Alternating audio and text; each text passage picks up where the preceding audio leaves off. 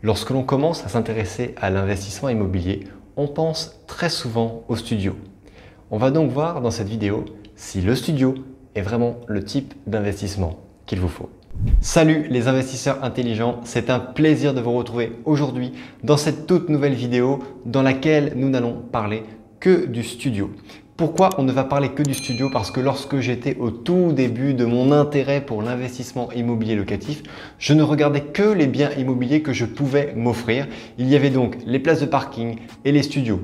Après avoir un grand parc immobilier uniquement constitué de places pour loger des véhicules, ça ne m'intéressait pas trop.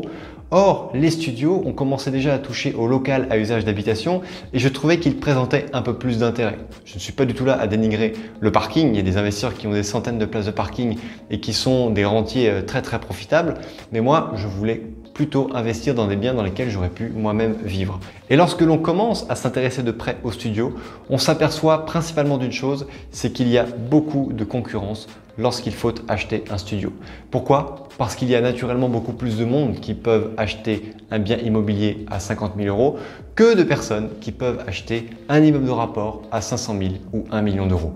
Plus il y a de concurrence, plus il y a de disputes pour l'acquisition d'un bien immobilier, plus ça le rend liquide, ce qui en fait là un avantage, mais plus ça le rend difficilement négociable. Et moi, par rapport à mes seuils de rentabilité que j'exigeais pour un studio, il n'y avait quasiment jamais rien de rentable puisque des personnes voulaient simplement faire un placement immobilier, ne cherchaient pas la rentabilité, me coupaient l'herbe sous le pied pendant que j'étais moi-même en train de négocier avec le vendeur. Et c'était donc là un point très négatif pour les studios, ce qui fait qu'en fait, pour trouver de la rentabilité, j'ai dû me détacher de mon projet d'investir dans des studios. Lorsque j'ai commencé mes pérégrinations immobilières de manière beaucoup plus intense, je me suis rendu compte qu'en fait le studio présentait également d'autres inconvénients mais également des avantages.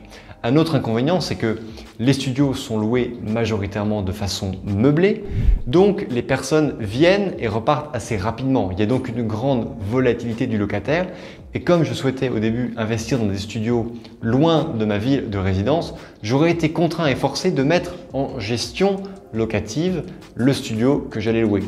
Et lorsque vous mettez votre bien en gestion locative, lorsque vous allez mettre une agence immobilière qui va gérer pour vous le bien immobilier, eh bien l'agent immobilier va prendre 2 mois de loyer d'honoraires pour faire rentrer un nouveau locataire.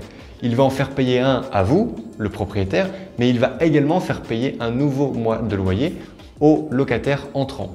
Ce qui fait que le turnover peut être très important et même si vous êtes dans une bonne tension locative et que votre studio voit un nouveau locataire chaque année, eh bien votre rentabilité se fait sur 11 mois et non sur 12, uniquement par le fait des honoraires d'une agence spécialisée en gestion locative. Comme je le disais un petit peu avant, le studio présente un gros avantage, c'est qu'il est très liquide. Il s'achète comme ça et il se revend comme ça. Parce que beaucoup de gens veulent les acheter, ça représente un placement financier sûr et certain, ça s'achète rapidement, ça se revend rapidement et si vous le revendez, eh bien ce sera avec une plus-value. Si vous le revendez vite parce que vous vous apercevez que la rentabilité n'est pas là et que les charges sont trop excessives, vous allez peut-être perdre juste le montant des frais de notaire.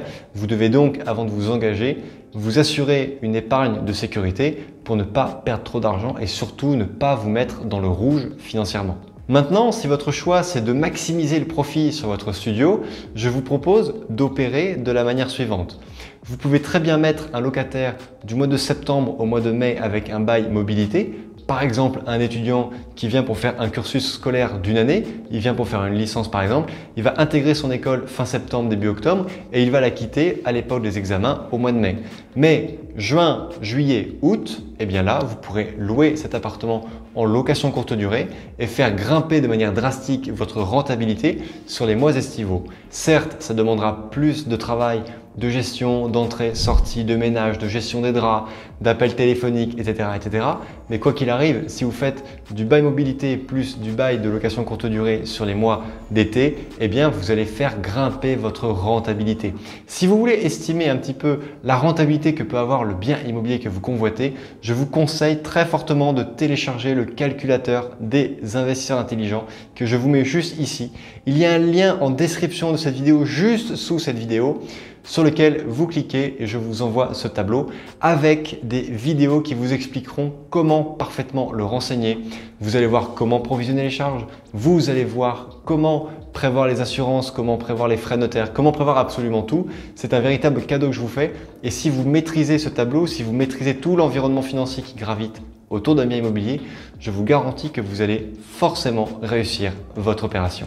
Et pour remercier ceux qui seront restés jusqu'à la fin de cette vidéo, voici le dernier avantage et pas des moindres du studio, c'est que un studio est quasiment toujours loué meublé.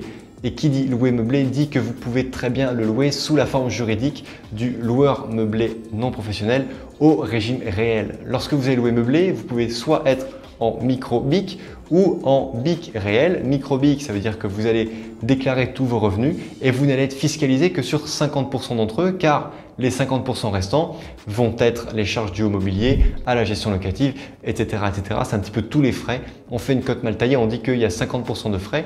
En revanche, si vous faites du LMNP réel, vous pourrez inclure l'amortissement comptable du bien, l'amortissement comptable qui est une charge non décaissée et qui considère comptablement la dépréciation comptable du bien immobilier et ça peut vraiment être très intéressant pour votre opération financière, mais également en fonction de votre situation. Le calculateur des investisseurs intelligents que je vous remets ici vous dira en fonction de l'impôt que vous payez, de la tranche marginale d'imposition dans laquelle vous êtes, s'il vaut mieux opter pour le BIC micro ou le BIC réel. BIC pour BIC, bénéfice industriel et commercial. Lorsqu'on loue meublé, c'est une activité commerciale. Lorsqu'on loue un appartement nu, on génère des revenus fonciers. Attention, revenus fonciers, revenus BIC, ce n'est pas du tout pareil. Chers amis, cette vidéo est maintenant terminée. Merci de l'avoir suivie en totalité. N'hésitez pas à la liker, à la partager. Bien sûr, abonnez-vous à la chaîne si ça n'est pas déjà fait. Et surtout, si vous avez des questions concernant le sujet du studio, du LMNP, de l'amortissement ou quoi que ce soit, vous avez un espace de commentaires dédié juste sous cette vidéo. Je me ferai une immense joie de lire et de répondre à tous vos commentaires. Chers amis, crise ou pas crise, on fait la route ensemble. Ciao!